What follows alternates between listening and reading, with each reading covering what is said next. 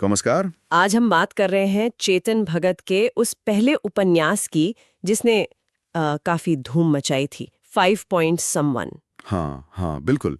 ये वही किताब है जिससे बाद में वो थ्री इडियट्स फिल्म बनी। हालांकि दोनों में फ़र्क तो काफ़ी है। जमीन आसमान का फर्क है, सही कहा। तो आज हम सिर्फ कहानी नहीं दोहराएंगे, बल्कि ये समझेंगे कि भाई आईआईटी के बैकग्राउंड पे ये जो कहानी लिखी गई, ये इतनी चर्चा में क्यों आई। हाँ, और इसके जो मेन आइडियाज थे, पात्र थे, और फिल्म से ये कितनी अलग है, क्यों अलग है, इस पर बात करेंगे। बिल्कुल। तो चलिए शुरू करते हैं। किताब हमें आईआईटी के माहौल में ले जाती है। 3 दोस्त है मेन। हरी जो कहानी सुना रहा है, नरेटर है। फिर रायन, थोड़ा मतलब बिंदास टाइप क्रिएटिव। और आलोक जो बेचारा पढ़ाई और फैमिली प्रेशर में फंसा हुआ है। हाँ, और इनका जीपीए जो है वो 5 के आसपास रहता है। इसीलिए नाम पड़ा 5 पॉइंट समवन, है ना। वो खुद को ही मजाक में कहते हैं। तो कहानी इसी के इर्द गिर्द घूमती है, प्रेशर, दोस्ती और सिस्टम से उनकी टक्कर। बिल्कुल। और इसमें जो दिलचस्प बात है वो ये कि ये सिर्फ आईआईटी की कहानी नहीं लगती। ऐसा लगता है कि ये उस पूरे एजुकेशन सिस्टम पर एक तरह की टिप्पणी है। हाँ, जहाँ नंबरों को शायद ज्ञान से ज्यादा तवज्जो मिलती है। एग्जैक्टली। किताब इसी टेंशन को पकड़ती है कि क्या अच्छे ग्रेड लाना ही सब कुछ है, असली सीखना क्या है। हरी और रायन के किरदार इसी सवाल से जूझते रहते हैं। हाँ हाँ, और आलोक का जो किरदार है वो दिखाता है कि परिवार की उम्मीदों का बोझ कितना हो सकता है। ये आज भी बहुत रिलेटेबल है, मतलब कई स्टूडेंट्स के लिए। सही बात है। और दोस्ती वाला एंगल भी है, कैसे मुश्किल टाइम में ये तीनों एक दूसरे का साथ देते हैं, भले ही उनके तरीके कभी कभी गलत हों। जैसे वो पेपर चुराने वाला आइडिया, वो तो कहानी का एक मेजर टर्निंग पॉइंट है। हाँ, और वो ये भी दिखाता है कि सिस्टम का प्रेशर बच्चों को किस हद तक धकेल सकता है।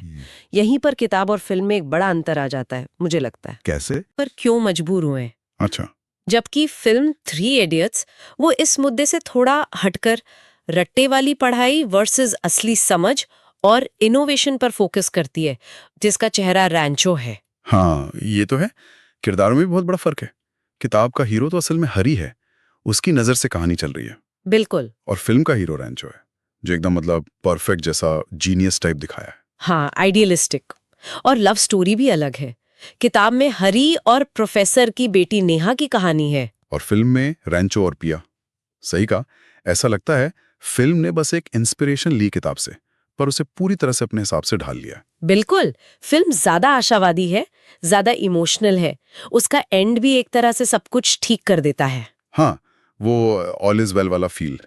उसका एंड भी थोड़ा खुला हुआ है, एक सीख तो है, पर सब ठीक नहीं होता। जो शायद असल जिंदगी के ज्यादा करीब है। शायद, हाँ। अच्छा, चेतन भगत की जो लिखने की स्टाइल है उसके बारे में क्या कहेंगी? बहुत सीधी सादी, मतलब आम बोलचाल वाली भाषा है। हाँ, और मुझे लगता है यही उसकी पॉपुलैरिटी का एक बड़ा कारण था, खासकर युवाओं में। भाषा सिंपल है, ह्यूमर है, पढ़ने में बहुत आसान है। लेकिन हाँ, जो लिटरेरी क्रिटिक्स है वो इसे कई बार कमजोर मानते हैं। कहते हैं कि भाई भाषा में वो गहराई नहीं है, पात्र कभी कभी थोड़े फ्लैट लगते हैं। तो क्या ये कह सकते हैं कि इसकी जो सिंप्लिसिटी है वही इसकी ताकत भी और कमजोरी भी?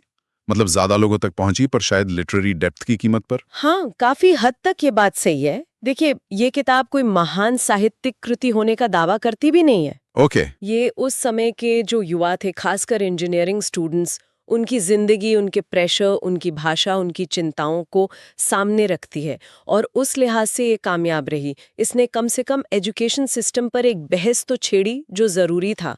ये बात तो है। तो कुल मिलाकर 5 पॉइंट समवन एक ऐसी किताब है जो अपने समय के हिसाब से महत्वपूर्ण थी। इसने आईआईटी जैसे बंद दरवाजों के पीछे की दुनिया की एक झलक दी। हाँ, और लाखों युवाओं को लगा कि अरे, ये तो मेरी या मेरे दोस्त की कहानी है। बिल्कुल। शायद ये ग्रेट लिटरेचर ना हो, पर इसने कुछ जरूरी सवाल तो उठाए। और एक सवाल जो ये किताब आज भी हमारे लिए छोड़ जाती है, और जिस पर शायद सुनने वाले सोचना चाहें कि क्या आज भी हमारा जो एजुकेशन सिस्टम है वो नंबरों और ग्रेड्स पर इतना फोकस्ड है कि असली सीखने का जो मजा है, जो मकसद है, वो कहीं पीछे छूट रहा है। ये सवाल मुझे लगता है